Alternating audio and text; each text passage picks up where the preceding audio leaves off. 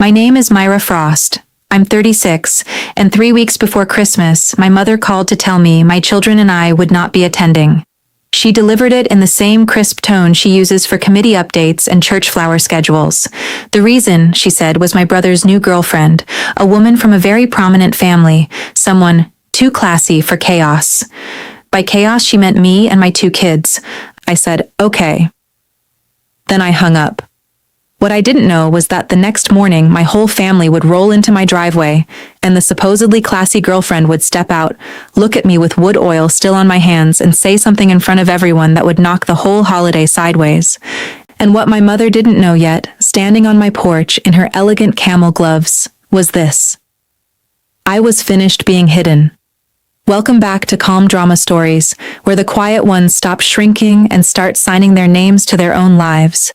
Around here, we talk about family, dignity, and the kind of peace you build yourself when no one else is going to hand it to you. If that sounds like your kind of story, stay with me. This one begins with a phone call and ends under a wedding arch I built for a wedding I was never supposed to attend. To understand what that call really took from me, you need to know what my life looks like before sunrise. My day starts at 5 a.m. in a workshop that smells like coffee, walnut dust, and winter air. There's a space heater clicking in the corner of an old pole barn, a thermos on the bench, and some piece of wood waiting to become useful. I'm a woodworker, mostly furniture, dining tables, rocking chairs, built-ins, the occasional commission so complex it lives in my head for months before it ever reaches my hands. I started learning from my father when I was 10. After high school, I apprenticed with a cabinet maker for 4 years. I've been running my own shop for 8. I'm also a single mother. My daughter Ellie is 9 and speaks with the confidence of a much older woman, which I admire and sometimes survive. Theo is 6 and genuinely believes the orbital sander, and he have a personal relationship. Their father moved out of state years ago and now remembers them the way companies remember holidays, with impersonal cards and late timing. So it's me, the kids, the rented little house in Millbrook with the slanted porch, and the shop. Always the shop. My business is called M. Frost Woodworks, not Myra Frost, not even Myra M. Frost, just M. Frost. The website has no photo, no biography, no smiling maker in an apron. Customers talk to Rosa, who handles my email and scheduling. If anyone asks to meet the craftsperson, Rosa tells them we don't do studio visits. Most people picture an older man with silver hair, steady hands and suspenders. For 15 years, I let them. I told myself it created intrigue. It worked, didn't it? I had a 2-year wait list. Clearly the mystery wasn't hurting anything, but that wasn't the whole truth. The real reason I kept my own face off my own work was older than business strategy and far more personal. It took a wedding I wasn't invited to for me to finally admit that out loud. That habit of hiding didn't come from nowhere. It was taught to me slowly, lovingly even, the way bad lessons often are. When I was little, my father was a Finnish carpenter, and a very good one. Contractors requested him by name. Our garage always smelled like lacquer and pine. Some of the happiest hours of my childhood were spent perched on a stool beside his bench, passing him chisels and trying to stay out of the glue. Then my mother decided our family needed what she called a new chapter. She got her insurance license, then promotions, then plaques, then committees, then a garden club board position. At some point, the truck disappeared and a sedan took its place. The garage got cleaned out. My father's tools were packed away behind a latched cabinet door. When people visited, my mother sent me upstairs to wash my hands and scrub under my nails. If anyone asked what I liked, she answered before I could. Piano, she would say. I had quit piano in 4th grade. One night when I was 13, I heard her telling my father in the kitchen that no daughter of hers was going to go through life smelling like a construction site. After that, I built in secret. At a neighbor's house, in school shop, anywhere I could. The way some teenagers sneak out to party, I sneaked off to make things. My father never directly fought her over it, but he didn't fully surrender either. He'd slip me small tools wrapped in old rags, a block plane, a chisel, sandpaper, quiet contraband. He also gave me the sentence I've measured half my life against, spoken once over a walnut board in a voice so low it felt like a secret. Cheap things need polish. Real things need time. He hasn't held a chisel publicly in 20 years. I think about that more than I want to. The shop I worked from sat behind my parents' house. 8 years ago, when the cabinet maker I worked for retired, I had clients, equipment, 2 little kids, and absolutely no money for commercial space. My father told me to use the barn. My mother permitted it with the air of someone making a controlled exception. There was no lease. There was an understanding. I paid in work and product. I rebuilt their fence, refinished their floors, made the entry bench, the coat rack, the cutting boards, the console table my mother loved showing off to guests. She told people it came from a boutique downtown, which wasn't technically untrue if I was the boutique. Twice in those 8 years, I asked to put something in writing. Not much, just a lease. Market rent, reduced rent, any rent. Something official, something with dates and signatures and plain, ugly reality. Both times my mother laughed like I'd suggested we notarize a family hug. "Sweetheart," she said, "family doesn't need paperwork, but I knew exactly what an unwritten arrangement was. I build things for a living. I know what happens when people skip hardware because they trust goodwill to bear the load." Still, moving a full woodworking shop isn't like shifting a desk. A table saw, planer, dust collection, clamps, benches, and the CNC machine I was still paying off do not relocate on optimism. I stayed because I had no spare cash and no better option. Before I go any further, I want to say something clearly. I knew the structure was flawed long before it broke. I asked for bolts. I was offered glue. You can know a joint won't hold and still keep standing under it. Ask any beam.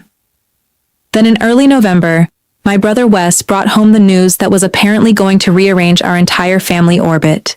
Wes is 31. He sells commercial real estate. He wears expensive watches without checking the time.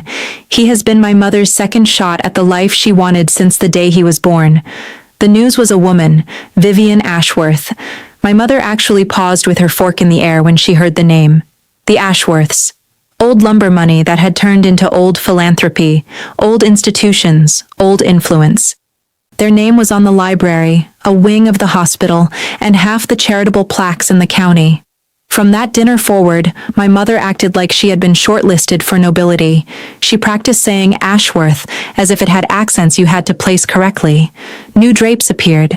Menus were discussed. Christmas plans were curated. She said that word out loud about dinner with family. That same night, I mentioned my biggest commission of the year, a 12-foot farmhouse table for a restaurant opening downtown.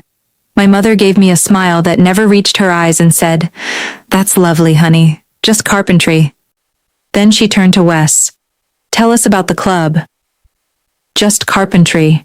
She had been saying versions of that my whole life. The cruelty of it is how harmless it sounds, like she's comforting you. Like she's telling you not to worry about competing, but what it actually does is reduce the thing you built until it can't possibly stand next to what she values more. I looked around the dining room that night. The console table from my shop. The bench from my shop. The cutting boards from my shop. The coat rack from my shop. Half that room was just carpentry, and somehow everyone still depended on it. What I wanted that Christmas was small enough to embarrass no one, except maybe the people who denied it. I wanted my children at their grandparents' house. That was it. Ellie had already made a paper chain and was tearing off links one by one each morning. Theo had negotiated an official sander hour with Grandpa, supervised of course, and treated it like a legal agreement. Those two had traditions there, sanding scraps smooth, decorating cookies, pretending the adults were normal. It wasn't a perfect house, it wasn't even a particularly easy one, but it was their grandparents' house, and children with unreliable fathers deserve whatever traditions can be nailed into place. Every year I contributed to the holiday decorations because apparently Christmas craftsmanship also counted as just carpentry. I turned the front door wreaths on the lathe. I carved the nativity my mother displayed on the mantel. I made the walnut table runner with holly vines cut through the grain. People always asked where she got them. She always answered with something vague like, "A little maker, I know." That year I made 2 extra ornaments, hand-cut cherrywood stars, one for Ellie and one for Theo, meant to hang on the grandchildren's branch of my parents' tree. Sentimental, yes, but some things deserve to be permanent. I finished sanding them on a Tuesday night, rubbed them down with oil, and set them on the bench to cure. The grain glowed beautifully. I remember thinking they had turned out better than I expected. My mother called the next day. I wasn't blindsided, not exactly. I'd seen the signs lining up for 2 weeks. She had started asking those tidy little questions people ask when they've already decided something and are just collecting language to justify it. Were the kids less rowdy lately? Did Theo still do airplane noises at dinner? Wouldn't the holidays be easier if I didn't have to drag them all over town? She floated phrases like, a quieter gathering. Wes had turned slippery in the family group chat. Just thumbs-up reactions, no actual words. So earlier that week, I called her directly. Mom, I asked, is there an issue with the kids coming this year? If you want a separate night, I can host. I'll do everything. Bring Vivian. The kids will charm her. My mother laughed in that glossy hostess voice of hers and said, don't be dramatic, sweetheart. Everything is arranged. That sentence stayed with me, because it wasn't a lie. Everything had been arranged, just not with us in it. She handled me the way she handled vendors. Reassure early, revise later. I even offered to make a little gift for Vivian, something simple and elegant in bird's eye maple. A jewelry tray, maybe. She has everything, my mother said.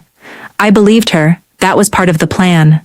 So when she called me again on Wednesday, while I was putting the final coat of oil on Theo's star, I picked up expecting details. Instead, she told me Christmas would be more intimate this year. A streamlined adult evening. Vivian's family, she explained, were very particular. First impressions mattered. Then she lowered her voice like she was confiding something sophisticated.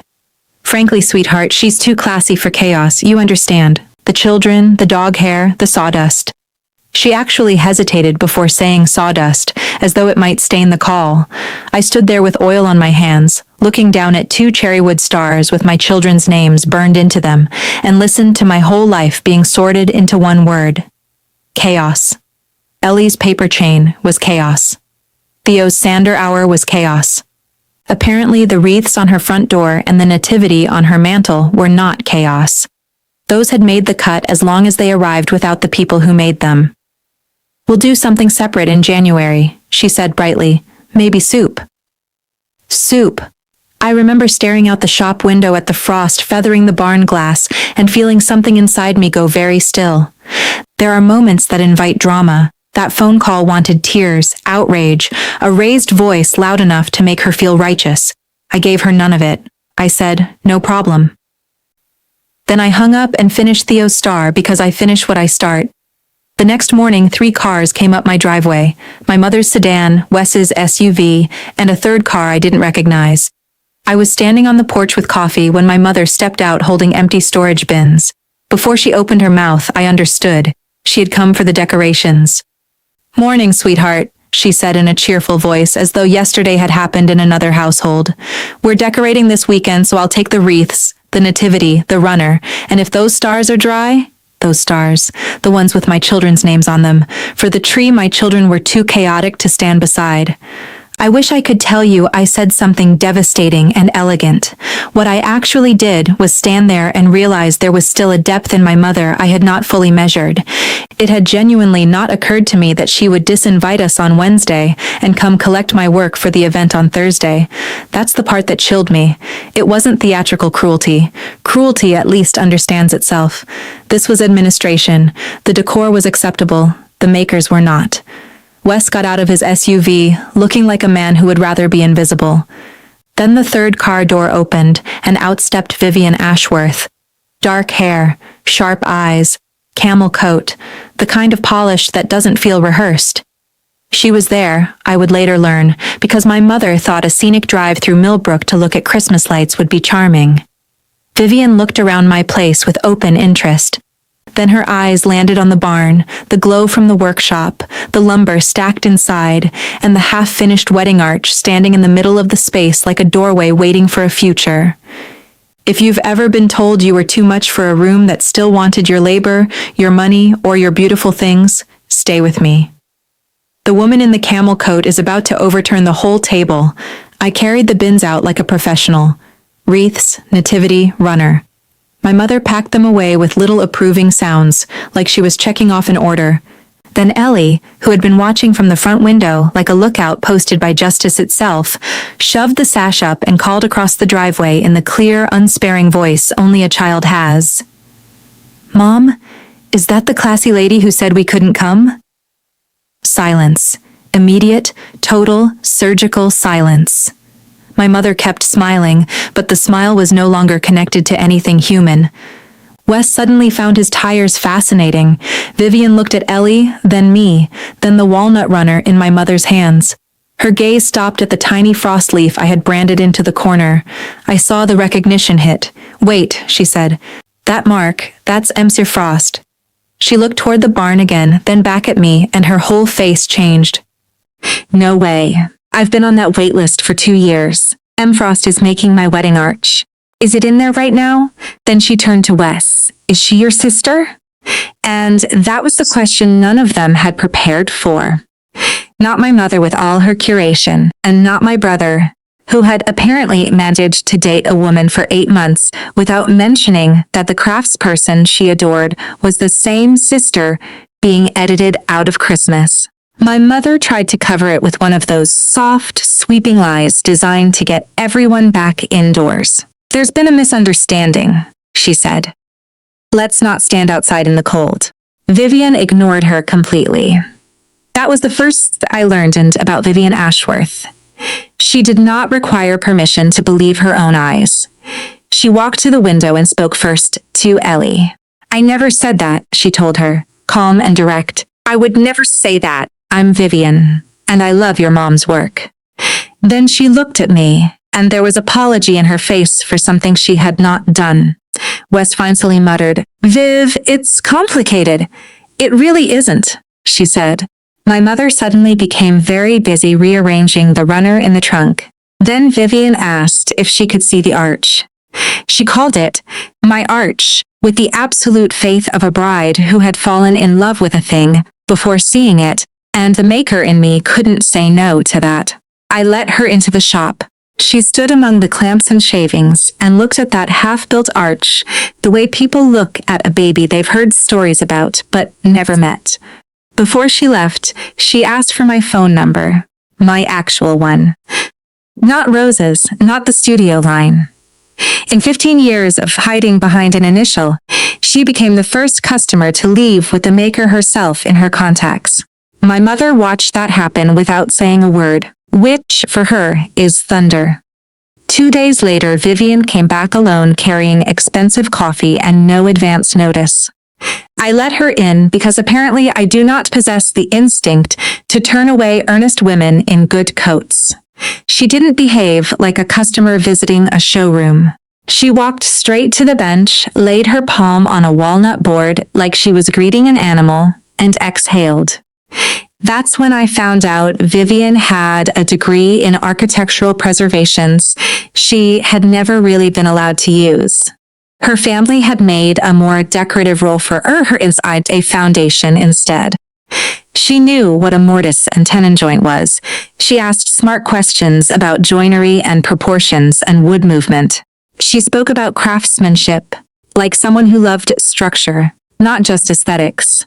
And when she leaned over that arch and quietly told me it was the most beautiful contribution anyone had made to her wedding, I heard myself answer on autopilot. It's just carpentry. The words came out before I could stop them.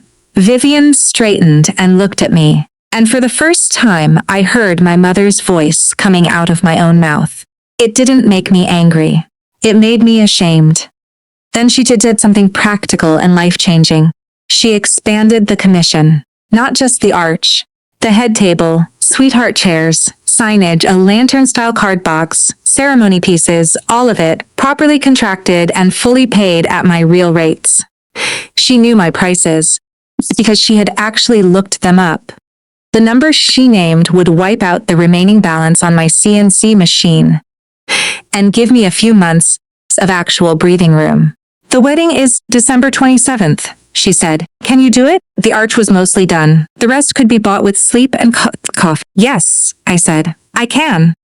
My mother came to the workshop the very next morning. That requires some context. In 8 years, she had never once crossed that threshold. Not once. Now she stepped over extension cords in a cream blazer like a woman touring a place she planned to condemn, and told me very briskly that the commission could continue, but under conditions. I would be operating strictly as a vendor, M. Frost Studio. Hired labor, no family connection. I would install, adjust, and leave. Vendors, she reminded me, are gone before dinner. If anyone made the connection, then the story was that Wes had a sister somewhere, estranged, unfortunate, not discussed. You want me turned into a family embarrassment with a delivery schedule, I said. I'm trying to make this appropriate, she answered. She said it gently, like someone smoothing a wrinkle in fabric. Then came the reward portion. If everything went smoothly, and the word did a lot of work in that conversation, then the children could come on New Year's morning to open presents. Not Christmas, of course, a makeup holiday, delayed, renamed, made harmless. As she was leaving, she glanced over the machines, the lumber racks, the entire life I had fastened into that barn, and added, "And you can stop worrying about the shop. You can keep using it." That stopped me, because I had not mentioned the shop, which meant she had, in woodworking, there are stress signs before a failure, hairline warnings, tiny movements that tell you where the break is. That sentence was one of them. Midnight, 12 days before the wedding.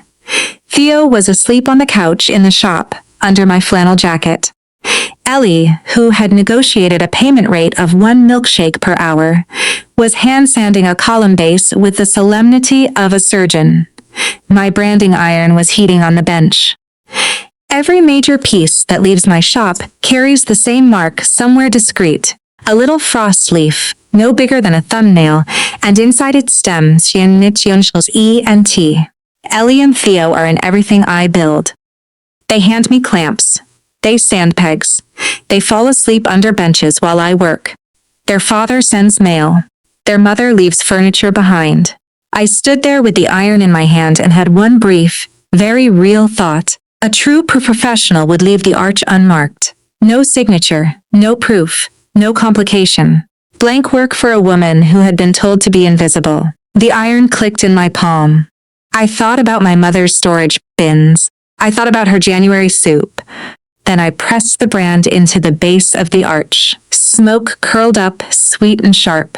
The mark bit deep, a 1/4 inch into the grain, just like it always did. Steel doesn't compromise. Wood doesn't lie. Watching that leaf darken into place with my children's initials tucked inside it, I understood something. I had just committed myself to a different future than the one my mother had mapped out for me. I just didn't know who would read the mark first. As it turned out, it would be the one man at that wedding nobody could tell to leave. The next weeks were all work. Coffee, numbers, sawdust, deadlines. I built the head table in 9 days. 16 feet of book-matched walnut, the best slabs I had. If my work was going to that wedding without me, then it was going dressed for battle. Chairs, signs, card box. Final details. Vivian came by twice a week, and in the space between design choices and wood movement, she quietly became something I hadn't had in a long time, a friend. She told me about the preservation degree she wasn't allowed to use, about being placed in ornamental roles by people who loved her, about what it means to be edited for presentation by your own family. She usually said the hardest parts while looking at the work, not at me, which is often the only way hard things can be said inside a workshop.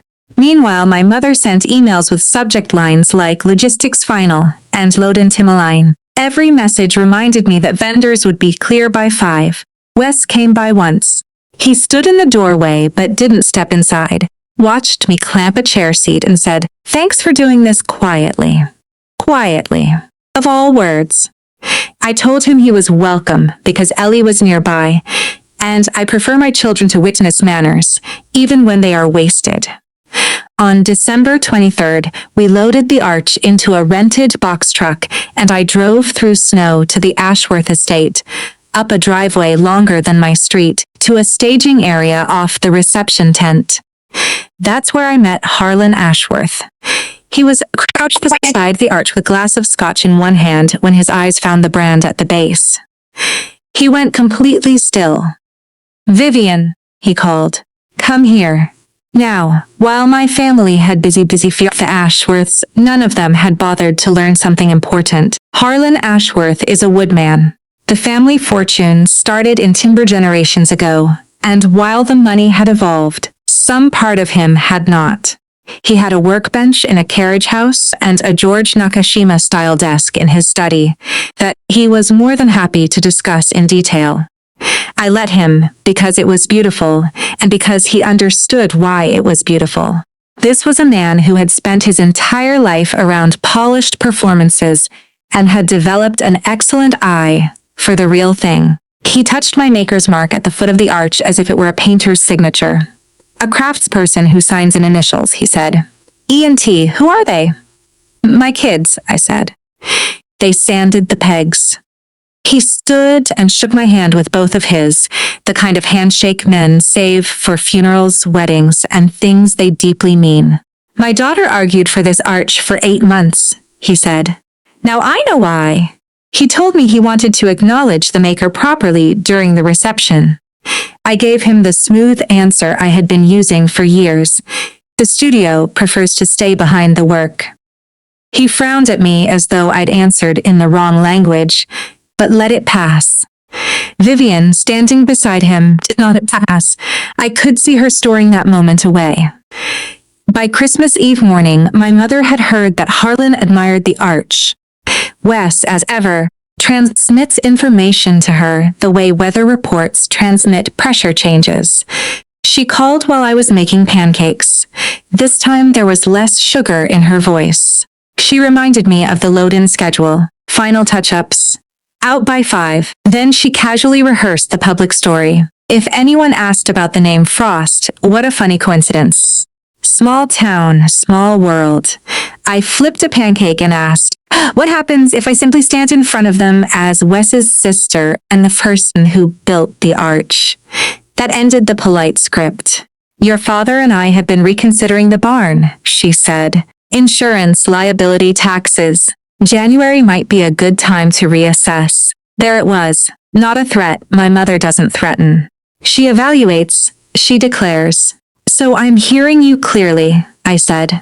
"If I embarrass you at this wedding, I lose the workmanship." I'm saying families who cooperate generally find these things work out. I stood there with a spatula in my hand, listening to my children argue over syrup, and finally appreciated the architecture of what she had done. She had refused me a lease for 8 years on purpose. Unwritten things can be removed cleanly. The day after Christmas, after my kids and I spent a surprisingly tender holiday building blanket forts, making cinnamon rolls, and watching movies while Ellie insisted it was the best Christmas ever, I paid a lawyer $150 for 30 minutes of confirmation. No lease, no legal protection. 8 years of labor and exchange meant very little. Reasonable notice was all they likely owed me. Then I did the practical math. Moving costs, electrical setup, transport for the machines, dust collection. At least $12,000, maybe more. Commercial spaces were running $1,800 a month plus fees and guarantees. The Ashworth Commission would pay off the CNC and leave a little margin. If I had to move, that margin would vanish into trucks and wiring. That night, I sat in the workshop with the heater ticking and finally, I allowed myself to feel the full price of staying agreeable. Then I did something small and enormous. I packed a crate. One crate. Hand tools only. The irreplaceable ones.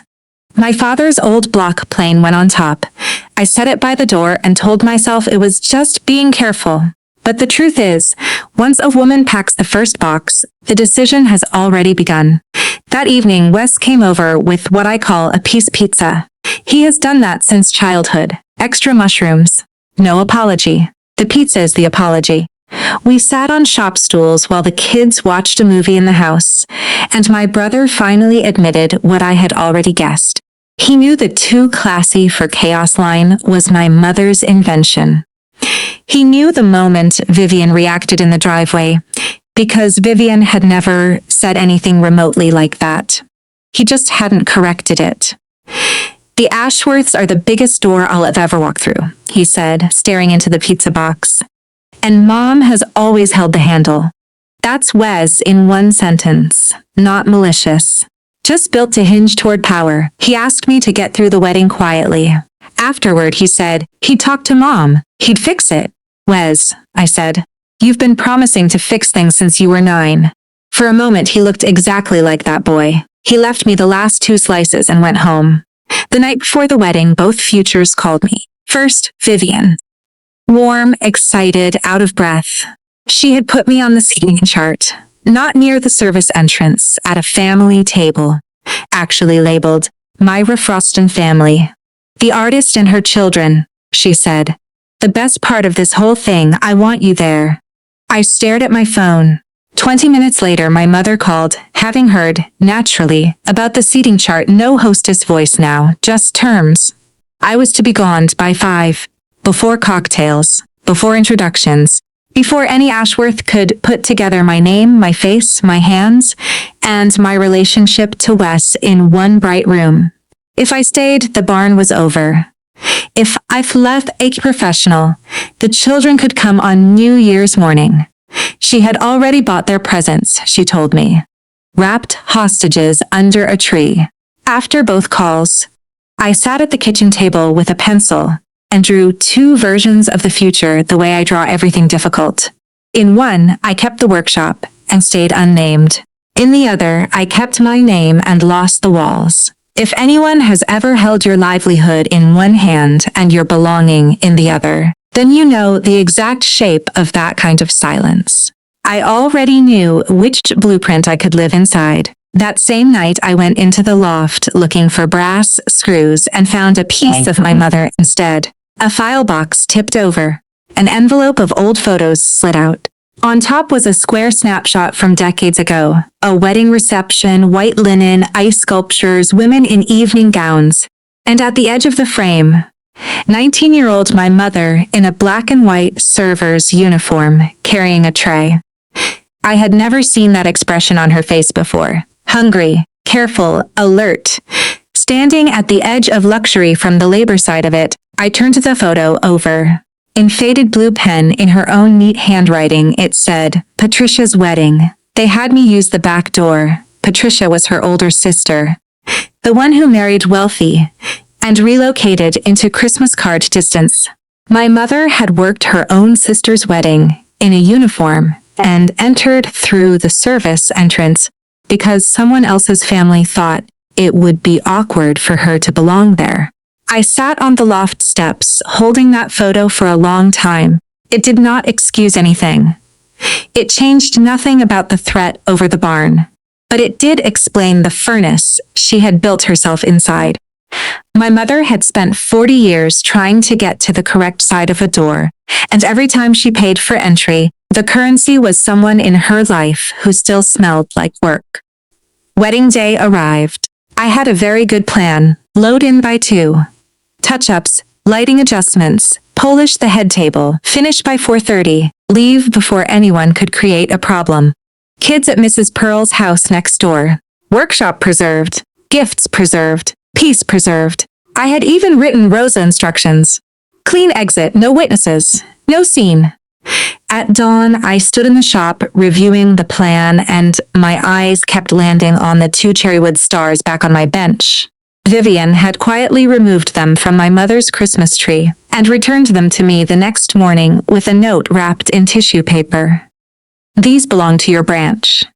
I looked at those stars, then at my plan, and finally recognized what I had built my entire life. Flush joints, hidden fasteners, beautiful work designed so nobody can see what's carrying the weight. That was my family role. Invisible support, perfect finish, no visible labor. Ellie came in with a bowl of cereal, looked at the green velvet dress hanging from a lumber rack, and asked, "Are you going to your own Arch's wedding?" Out of the mouths of children. "Yes," I said. "I am. I knew exactly what it would cost. If I stayed, the barn was gone. Not Definitely. My mother doesn't bluff because bluffing risks looking foolish.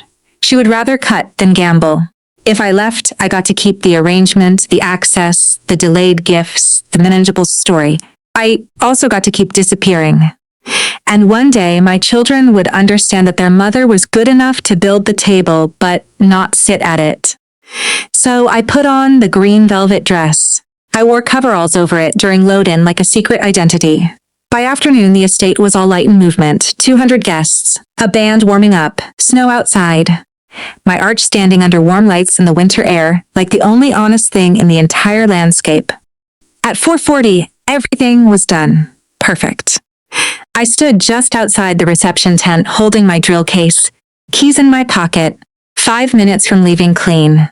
Through the glass, I could see the head table I had built, the copper plate place card with my full name at Vivian's family table, and one empty chair waiting under candlelight. My phone buzzed. My mother. Gone by 5. Then from inside, a fork tapped a glass, and Harlan Ashworth's voice rolled warm and clear through the tent. Before dinner, he said, I'd like to thank a few people. I should have walked away. The path to the vendor lot was right there, snow salted, straight, simple. Instead, I stood at the flap and listened. He thanked the planner, the caterers. My mother, seated in champagne silk, receiving gratitude with that graceful nod she has cultivated for decades. Then he spoke about the Frost family, about substance and good people, and I watched my mother accept the compliment as though she had manufactured it herself. That was the moment the last board locked into place inside me. Then Harlan's tone shifted. There's one more person, he said. Most of you came in tonight beneath an arch my daughter was married under. It was built by an artisan my family has admired for years but never met in person. A maker who signs only with initials. M. Frost. A murmur passed through the room. People had been taking photos of that arch all night. I'm told the maker is here, Harlan said. Wherever you are, please stand and let us thank you properly. The spotlight began searching. 200 heads turned. My mother stayed smiling while I could practically hear the math in her mind. Wes stared into his water glass like it contained legal advice. Vivian looked straight at the tent opening, straight at me, and smiled like a woman waiting for a locked door to finally swing open. That was the choice. Walk away and keep the barn a little longer, maybe the presents too, maybe the last scraps of family theater. Or stay and let my name exist in the same room as my work. I set the drill case down on the frozen grass. My father's voice came to me then, quiet as it always was. Cheap things need polish. Real things need time. 15 years, I thought, was enough. I stepped into the light, into the warmth, candles, music, expensive food, and the soft shock of 200 people realizing the person attached to the work was not who they expected. I walked between the tables in a green velvet dress, with sawdust still caught in the seams. Then I stood where the spotlight found me. I did not look at my mother. I looked at Harlan Ashworth, who was grinning like a man delighted to be right, and I said, I'm M. Frost, Myra Frost. The room shifted. Wes is my brother. I'm his older sister. And the initials on the arch, E and T, belong to my children, Ellie and Theo. They sanded every peg you passed on your way in. Thank you for getting married under our work. For 1 second, the tent held its breath. My mother started to rise. Then Harlan began clapping, fully, standing, the way people clap when they have decided what matters. Vivian stood too, in her wedding dress, hands high above her head, like she was calling a barn raising instead of applause, and said to the whole room, bright and fearless, she is not a vendor. She's my sister-in-law. And the classiest thing at this wedding came out of her chaos. That broke it open. The applause that followed wasn't for scandal. Vivian had refused to make it one. It was for the arch, the table, the card box. The work people had already loved it before they knew whose hands made it. 200 people applauding, just carpentry. My mother sat in champagne silk, clapping the shape of clapping, smiling the shape of a smile and looking at me with an expression as clear as a brand. "You have no idea what you've done." She reached me during the first dance set, hand tight around my elbow, face pleasant for the sake of witnesses. "You have no idea what you've just done," she said. "I do," I told her. "I signed my work." Then, because truth had finally gotten easy, I added, "You taught me everything has a price. You just forgot to mention that my name was the thing you expected me to keep paying with." Her fingers tightened. "The barn. The keys will be on the hook by New Year's," I said. "I finish what I start." Something flickered in her face then. She had spent a lifetime building leverage. I had just surrendered the hostage before she could bargain, and there is no strategy for that if control is your native language. Across the room, Wes stood with his tie loose and said into the general air the most honest sentence of his adult life. "Her work is the only thing here that isn't rented." It didn't repair anything. It came years too late. But it was still true, and sometimes truth is the first visible screw in a structure built entirely out of concealment. I nodded at him the way you nod at an apprentice after their first good cut. Then I left while the band was playing something brassy. Snow had started again. I drove home with sawdust on velvet and nothing left to hide. The consequences arrived quickly. There was no New Year's morning, no gifts, no call, no apology. On January 2nd, a typed letter arrived addressed to M. Frost Woodworks requesting the barn be vacated by January 31st. And then the other column of the ledger opened. 6 new commissions came in the week after the wedding, all from guests, all full rate. A cousin of Vivian's, a friend of Harlan's, the band leader's wife, who wanted a lantern card box of her own. Then Harlan called personally about an old brick building in the Mill District owned by a friend. Big windows, proper power, loading dock, the works. "Maker's rent," he said. "I'd rather see a craftsperson in there than an empty shell." I went to see it, stood in the middle of that cold space with my breath fogging and my heart pounding, and signed a 3-year lease with my own money. The wedding commission did exactly what work is supposed to do. It bought the worker room to stand. Nobody saved me. A door opened because people saw my name beside my work. All I did was walk through it carrying my own tools. We moved the shop over 3 brutal, beautiful January weekends. Riggers handled the large machines. Everything else went in borrowed trucks.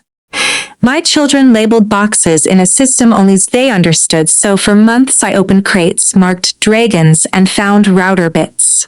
On January 31st, I swept my parents' barn clean. I left the heater because it belonged to them. I put the keys on the hook by the door where the unspoken arrangement had hung for 8 years. Then I stood in the empty center of that barn, breathed in the ghost of 15 years of sawdust, and thanked it. The building, not the owners. Then I drove to the Mill District and switched on the lights in my new shop. My mother never called. She sent a printed New Year's card in February, signed Mom and Dad in the same handwriting, both names written by one person. My father is a different story. He showed up one Saturday in March without warning, carrying his old chisel box, the one with the latch. Every tool inside was cleaned, oiled, and sharp enough to whisper. 20 years in storage, not a speck of rust. That told me everything I needed to know about what he had and had not given up. He didn't mention my mother. He looked around the new place for a long minute and said, "Got room on that bench for an old man."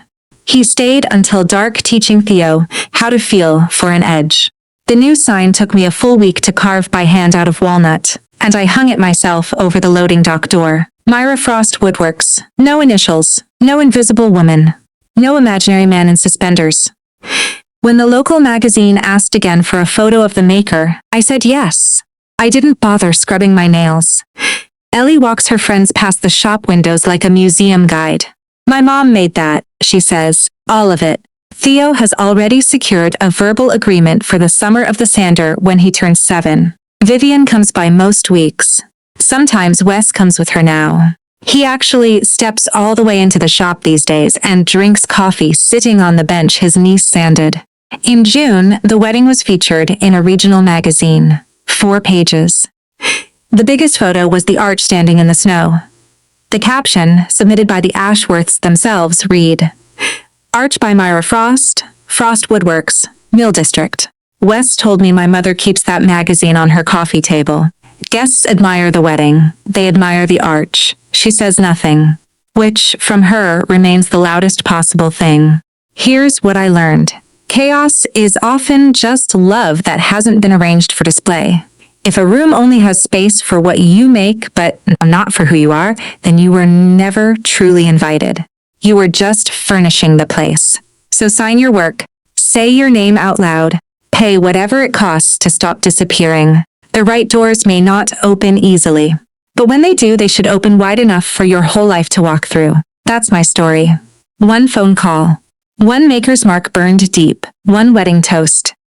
1 workshop with my full name over the door. And if someone in your life keeps benefiting from what you build while pretending not to know who built it, maybe this is your sign. Stand up when the room asks for the maker.